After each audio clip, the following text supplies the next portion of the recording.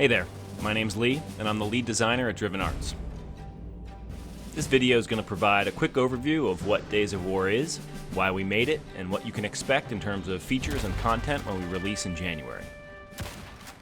Days of War is a competitive team-based World War II shooter.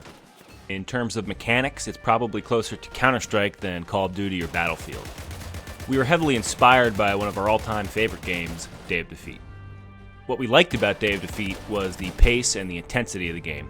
The game's pretty quick, the guns were very powerful, recoil and movement were both significant factors, but you always respawned right away and got back into the action, and that led to many multi-hour sessions for us.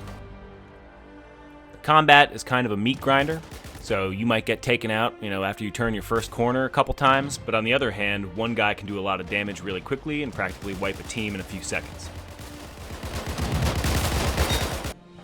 We have 6 classes, each has their own signature primary weapon that dictates their playstyle. First up, we have the Rifleman. He's pretty deadly and can kill in 1 or 2 shots to the chest. When he's standing still, he's nearly perfectly accurate, but not so much when he's moving. So if you're playing Rifleman, counter-strafing and timing your shots properly is going to be very important. Second, we have the Assaults. This is the easiest class to pick up and play with.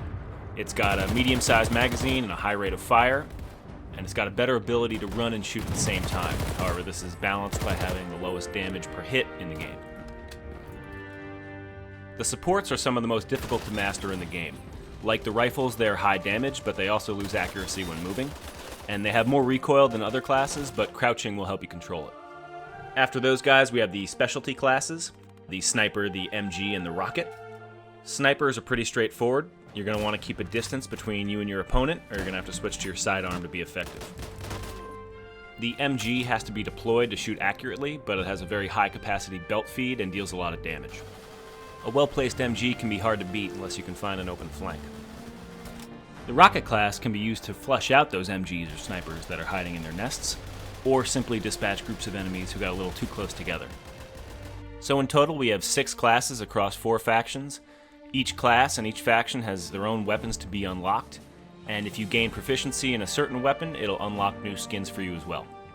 At launch, we're going to have 12 maps across many different theaters in World War II. We've got France, Italy, North Africa, and we got the Eastern Front as well. In addition to our maps, we're also going to be releasing a map editor SDK. You'll have access to all our art assets and all the tools that we use to make our maps, and we can't wait to see what you guys come up with. We offer deep support for community-run servers and community-generated content. You can host your own servers with up to 32 players where you can have custom maps, modes, and rule sets. So that's about it. I hope this video answered any questions you had about Days of War.